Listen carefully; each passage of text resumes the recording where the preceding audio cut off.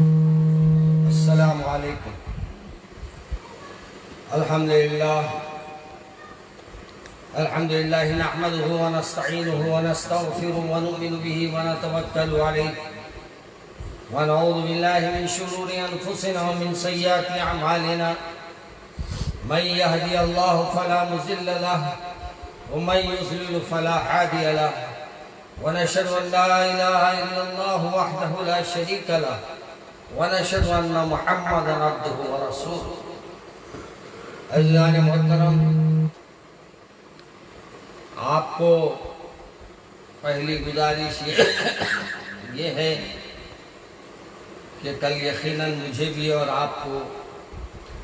کچھ دین کی بات سننے میں ایسی کچھ رکاوٹ آ گئی کہ جس کا بیان شاید کل ہمارے پوسٹ میں آ گیا ہوگا۔ اچانک لائٹ بند ہو گئی اور پھر وہ جو آپ سے گفتگو کا وقت تھا وہ وقت ٹل گیا۔ الحمدللہ یہ بڑی خوشی کی بات ہے کہ آج ماشاءاللہ کئی علماء کرام اپنے اپنے بیانات ماشاءاللہ روز کر رہے ہیں۔ ہر گلے راہ رنگے بوئے دیگر است، باغ میں پھول تو بہت ہوتے ہیں اور ہر پھول کی اپنے انداز سے خوشبو ہوتی ہے،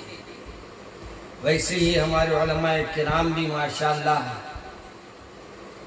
باغ ہے جو ہمارے اور آپ کو دوزخ سے بچانا چاہتے ہیں اور دوزخ سے نجات دلانا چاہتے ہیں، اور پیارے رسول صلی اللہ علیہ وسلم کی پیاری پیاری باتیں آپ کے سامنے رکھنے کی کوشش کرتے ہیں۔ چنانچہ الحمدللہ اسی سلسلے کو ہم جاری رکھے، مگر افسوس یہ ہے کہ پورے لاک ڈاؤن سے آج تک ایک ہمارا پروگرام آپ کے سامنے پیش نہیں کیا گیا۔ اللہ تبارک و تعالیٰ اپنی قرآن پاک میں جیسے ارشاد فرمایا ہے، جس کی چند باتیں میں نے عرض کر دی تھی کہ اے ایمان والو اپنے آپ کو اور اپنے اہل و عیال کو دوزخ کی آگ سے بچاؤ، کیونکہ اس کا ایندھن لکڑی نہیں ہوگی، یعنی جو جلنے والی چیزیں ہوں گی وہ لکڑی نہیں ہوگی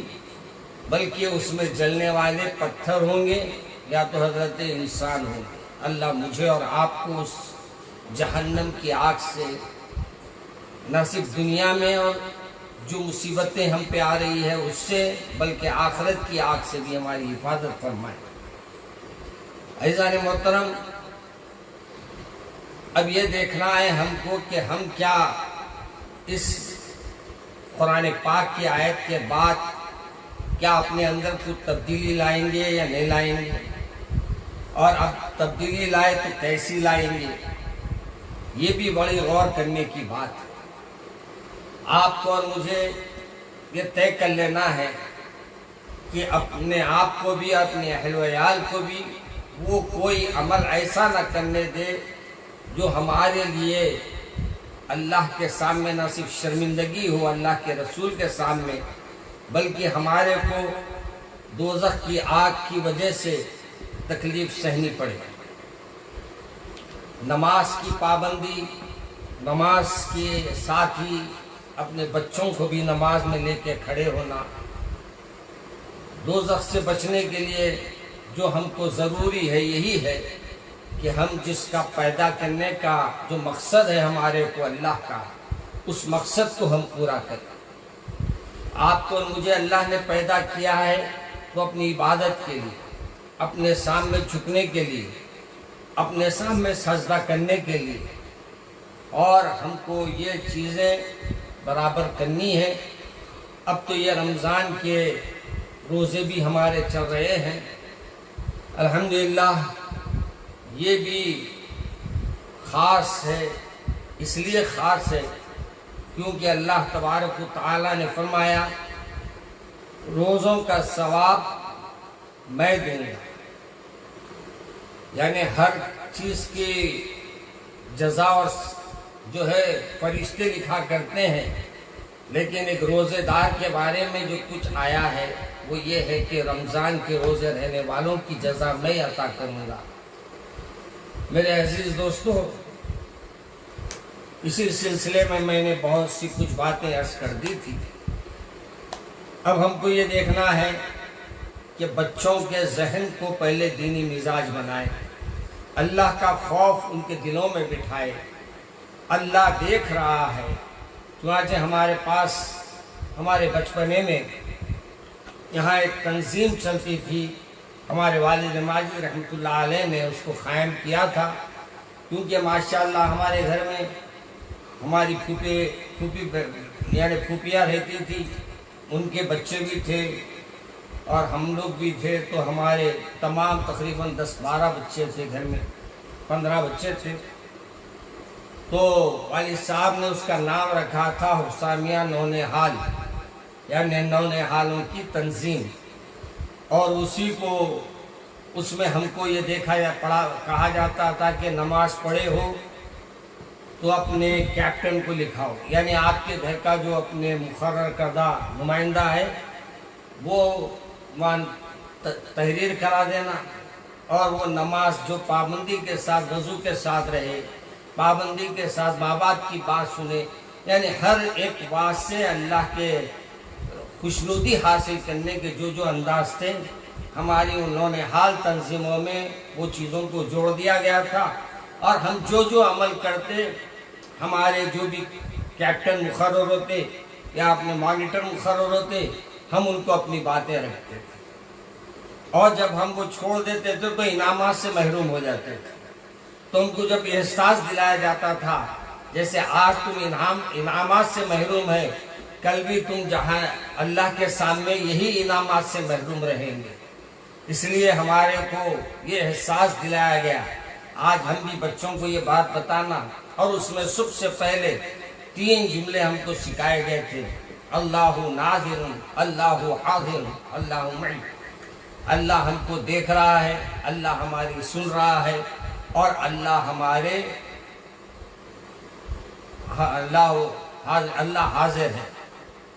اب ہمارے یہ 3 سبجیکٹ ایسے تھے کہ اس کے بعد ہمارے کو کوئی تیسری چیز چوتھی چیز سکھانے کی ضرورت ہی نہیں پڑی۔ خیر، بچپنے کا ایک اللہ والے تھے، غالباً حضرت کوئی اللہ والوں کا مجھے نام نہیں آ رہا ہے، بہرحال وہ اپنے گھر کے امی جان کے ساتھ بیٹھے تھے، اور انہوں نے اپنے گھر میں اپنی امی جان کے ساتھ بیٹھے ہیں، اور والدہ کو دیکھا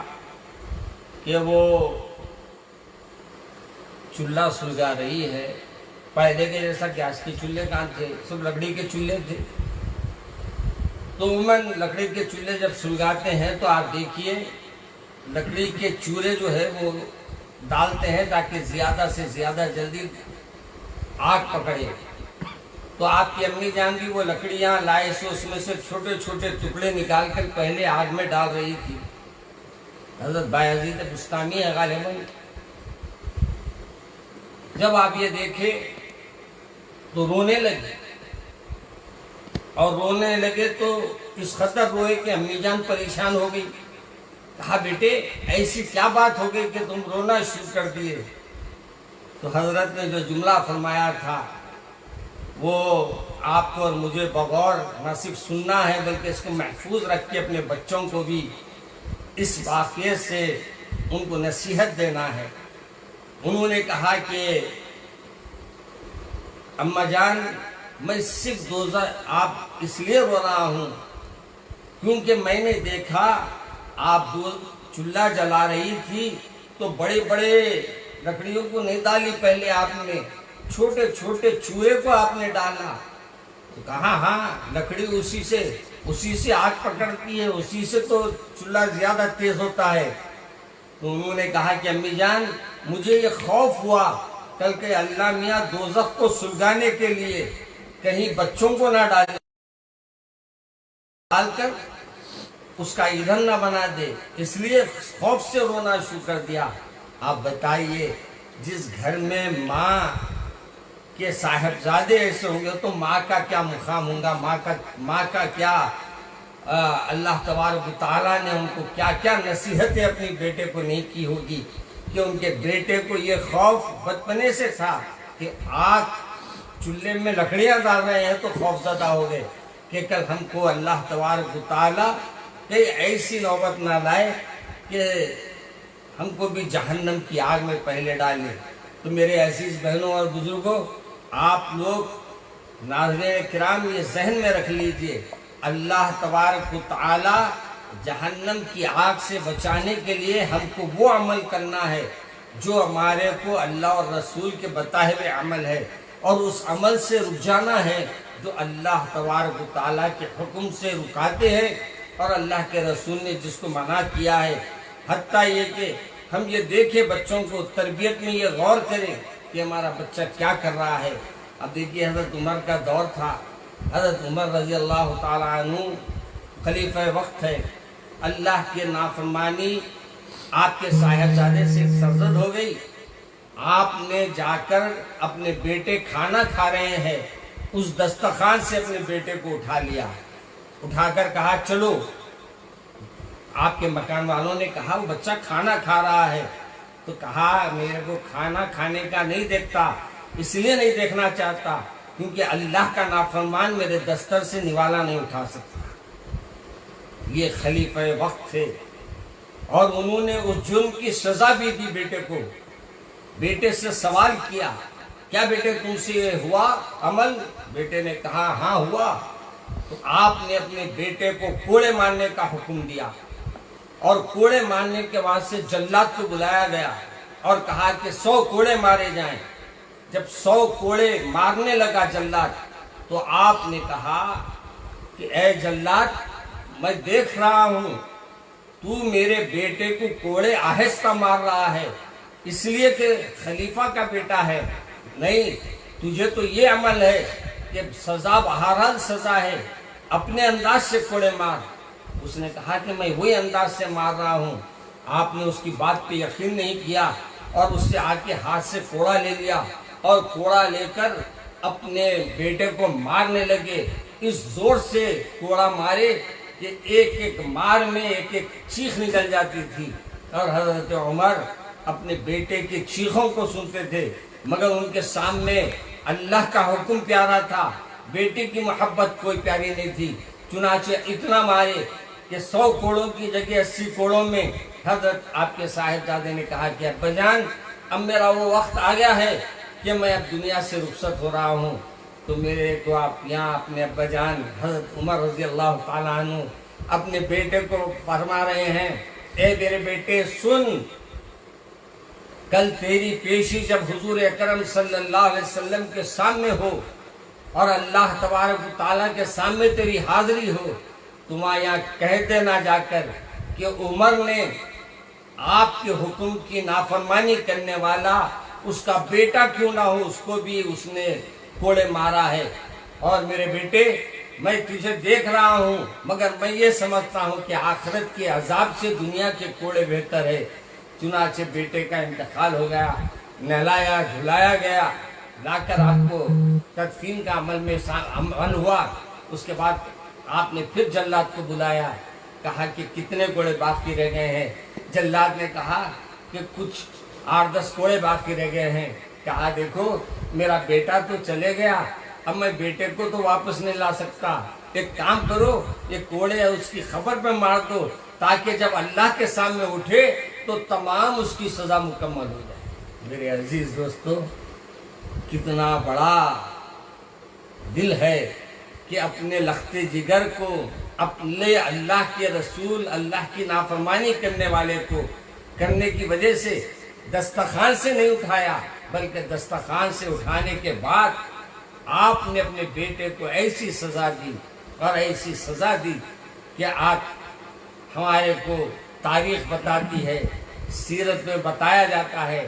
کہ حضرت عمر رضی اللہ تعالیٰ عنہ اتنے سخت تھے کہ اپنے عمل پہ بھی، کیسا عمل، میرے آپ کے جیسے نہیں، حضرت عمر رضی اللہ تعالیٰ عنہ ڈیلی محاسبہ فرماتے تھے۔ محاسبہ کیا ہے؟ محاسبہ کے الفاظ کو سن کے ہم بولیں گے یہ حساب کا جملہ ہے، یقیناً حساب کا جملہ ہے۔ اس میں حضرت عمر رضی اللہ تعالیٰ عنہ یہ کرتے تھے کہ دن تمام جو کام کیے ہیں اس کام کو ڈائری میں لکھ لیا کرتے تھے، اور اس کے بعد اس میں آپ کو یہ محسوس ہوتا تھا کہ میں نے یہ کام میں کمی کی ہے۔ حالانکہ عمر رضی اللہ تعالیٰ عنہ سے کیا کمی ہو سکتی ہے، وہ تو خلیفہ وقت ہے، جس کو دنیا میں جنت کی بشارت ملی وہ ہے، اور جس کے بارے میں سرکار نے یہ فرمایا اگر میرے بعد نبوت نبیوں کا سلسلہ جاری رہتا تو عمر نبی ہوتے۔ یہ مقام، یہ مرتبہ رکھنے والے، آپ کے یہ مقام، یہ مرتبے کے باوجود آپ کا اللہ سے ڈرنا اور خوف زدہ ہونا اتنا تھا کہ آپ روز اپنا ڈائری میں لکھا ہوا عمل دیکھتے ہیں۔ اس کے بعد کہتے ہیں عمر تو نے آج یہ عمل میں کوتاہی کی، لہذا اس کے 10 کوڑے۔ دوسرے عمل کو کہتے ہیں اس میں 5 کوڑے، اس میں 3 کوڑے۔ آپ اپنے پورے حساب کا بنا دیتے کہ آج سے یہ غفلت ہوئی، یہ غفلت ہوئی، حالانکہ غفلت نہیں ہے، وہ ہم تو علل اعلان کرتے، وہاں چوک ہو جانے کا معاملہ بھی نہیں تھا۔ تو میرے عزیز دوستو، حضرت عمر روز اپنا محاسبہ فرماتے اور پھر اس کے بعد اپنی سزا خود مقرر فرماتے، اور پھر کوڑے لے کر اپنے جسم پہ مارتے اور وہ کوڑے اپنے جسم پہ برساتے۔ اللہ اکبر! کیسے لوگ تھے یہ، کیسے اللہ والے تھے یہ، کیسے صحابی رسول تھے یہ، اپنے جیسے نہیں تھے۔ مالی فیدا، جانی فیدا، روحی فیدا، فجر خواب، قرآن پڑھنا غیب، محبت سے لوگوں سے بات کرنا غیب، غیبت، حسد، کینہ، کپٹ، کیا کیا ہے ہمارے پاس اللہ عالم۔ ہمارے کو سب چیزیں رکھ کے بھی ہم بولتے ہیں ہم بہت اچھے ہیں۔ آج سے آپ بھی ڈائری مینٹین کرو کہ نماز کیا میں نے وقت پہ ادا کیا، کیا میں نے روزہ میں اپنے روزے میں کتنی غفلتیں کی، آج میں نے اپنی قرآن میں کتنے غفلتیں کی۔ ایسے نوٹ کر لے کے کوڑے نہ کو مارو، صرف اتنا کر لو کہ یہ طے کر لو کہ میں 10 رکعت ہر ایک کے 2 رکعت پڑھوں گا۔ ہمت ہے تو شروع کرو۔ آپ جب نماز پڑھنا شروع کریں گے انشاءاللہ آپ سے برے عمل جو سرزد ہو رہے ہیں، غفلتوں میں ہو رہے ہیں، وہ عمل کو بھی اللہ درست فرما لے گا۔ میرے عزیز دوستوں اور بزرگوں، اپنے آپ کو، اپنے اہل و عیال کو اللہ کے حکموں کے مطابق چلنے کی تاکید کرتے رہیے۔ یاد رکھیے، ایک بابا جان تھے، بابا جان نے آج کل میاں بیوی میں بھی معاف کرنا، میں سمجھتا ہوں میاں جو ہے قصوروار رہتا ہے، اس میں شوہر قصوروار رہتا ہے، اور وہ آپ کا چاہنے والا نہیں ہوتا ہے۔ اس بات سے نہیں ہوتا کہ فجر کو خود اٹھتے، حضرت فجر خود پڑھتے، اپنی بلینکٹ اپنی بیوی کے اوپر ڈال دیتے تاکہ وہ آرام سے سو، وہ آپ کو آرام سے سلا دیتے، انہوں جا کے نماز پڑھ لیتے۔ اب آپ بولو یہ محبت ہے، یا آپ سے محبت ہے، یا آپ سے نفرت ہے، یا آپ سے غصے میں ہے؟ اگر محبت ہے تو میرے سرکار فرماتے ہیں اچھا شوہر، اچھی بیوی وہ ہے جو آدھی رات کو اٹھے، خود اٹھے اور اپنی بیوی کو اٹھائے، پھر دونوں مل کے نماز ادا کرے، پھر اللہ کا ذکر کرے، پھر اللہ کے سامنے نماز فجر ادا کرے۔ ایسا ہونا ہے۔ آج ہم لوگ اپنی بلینکٹ بیوی کو اڑا کے بولتے تو سو جا، میں تو جنت میں چلا، تو جہنم میں جا بول کے۔ آج ہمارے پاس یہی چل رہا۔ اور دوسری بات، اگر اپن نے تو نہیں، ایک صاحبزادے کو، ایک صاحب باہر سے آئے تھے، بیچارے ذرا اللہ والے بن گئے تھے، آج کل باہر جانے والے ماشاءاللہ، بیٹے سو رہے ہیں تو اماں جان بولے نہیں بیٹا سو رہا مت اٹھائیے، تو انہوں جا کے گھر اپنے کمرے میں سے کاڑی کے ڈبی لے کے آئے، وہ لائٹر لے کے آئے، لائٹر لا کے اس کے دروازے کے پردے کو جلانے کی کوشش کرنے لگے، تو وہ ان کی اماں جان نے کہا عجیب ہو گئے، آپ باہر سے آ کے بچوں کو اچھے خاصے سونے والے کو آگ لگانے کی کوشش کر رہے ہیں۔ بولے دیکھو میں صرف آگ بتایا، لگایا نہیں، میں میرے بیٹے کو میں دنیا میں وہ نہیں کرنا چاہ رہا ہوں کہ آخرت میں وہ جلے، اس لیے میں دنیا میں اس کو نماز کو اٹھا رہا ہوں تاکہ آخرت کی آگ سے وہ محفوظ رہے۔ میرے عزیز دوستو، آج ہم بیٹا تھک گیا، ہم گھر میں تھک گئے، سب کچھ بول کے گلے شکوے کر کے سب کچھ سلاتے ہیں، مگر یہ اللہ والوں کا طریقہ کار بالکل الگ رہا، اور ہم لوگوں کو یہ نصیحتیں جو واقعات ہوتے ہیں نصیحت کے لیے آپ سے کہی جاتی ہے۔ میرے عزیز دوستوں اور بزرگوں، وقت ہو گیا ہے اور اس میں کافی وقت کے بعد اپنی بات کو میں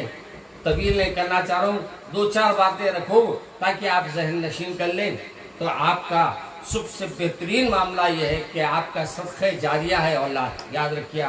اگر آپ بچوں کو بسم اللہ سکھا دیں گے، یہ جملے پہ واز ختم کر دیتا ہوں، اپنی بات ختم کر دیتا ہوں۔ حضرت موسیٰ علیہ السلام ایک راستے سے جا رہے تھے، خبر میں عذاب ہو رہا تھا، بہت زیادہ عذاب ہو رہا، اللہ کے پیغمبر ہونے کے باوجود گھبرا گئے، ڈر گئے، وہاں سے گزر گئے، چلے گئے۔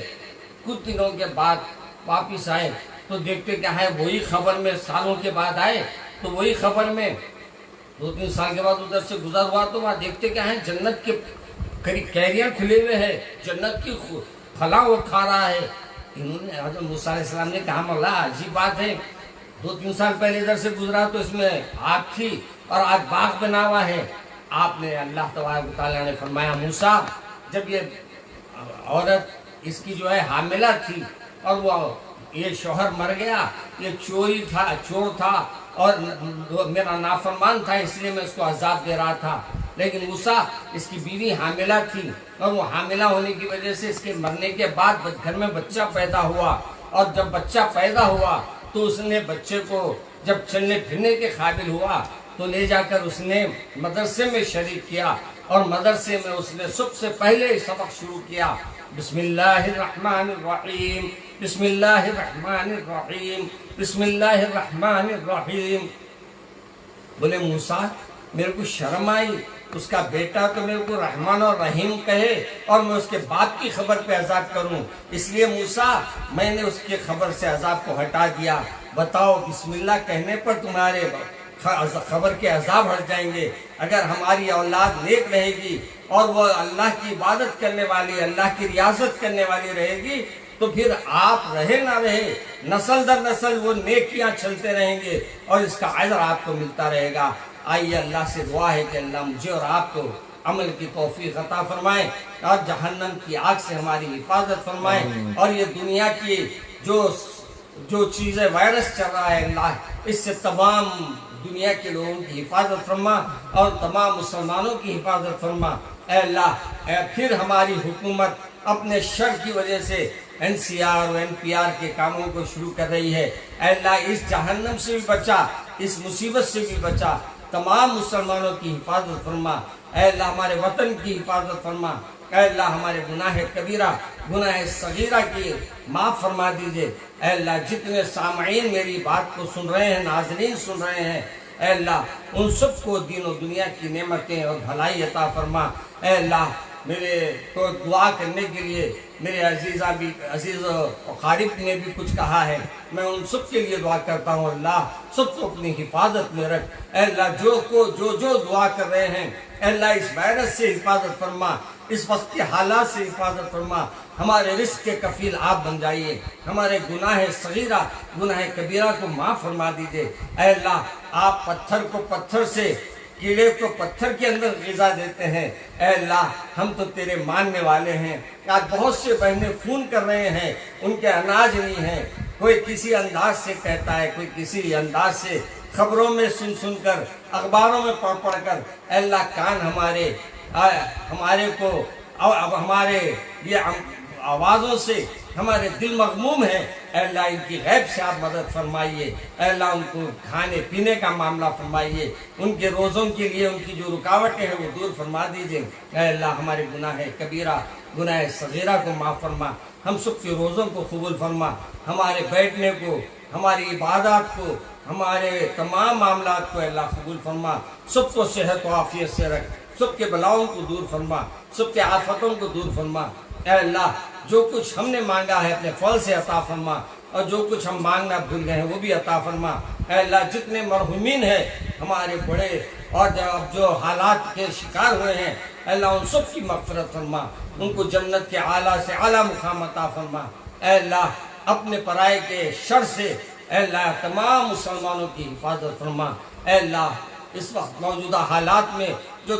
میڈیا بھی دشمنی کا ایک ثبوت دے رہے ہیں، اے اللہ ان سب سے بچانے والے آپ ہیں۔ ہم کو یقین ہے ہمارا کچھ نہیں بگڑ سکتا جب تک ہم تیرے ہیں، اور ہم کو یقین ہے کہ اللہ ہم کو اپنے فضل و کرم سے ہمارے تمام معاملات میں کرم کا معاملہ فرمائے گا، رحم کا معاملہ فرمائے گا۔ سب جنے دعا کریے کہ اللہ ہماری دعاؤں کو قبول فرمائے، ہم جو کچھ مانگے ہیں وہ عطا فرما، اور جو کچھ مانگنا بھول گئے ہیں وہ بھی عطا فرما۔ سبحان ربک رب العزت عما یصفون وسلام علی المرسلین والحمد للہ رب العالمین۔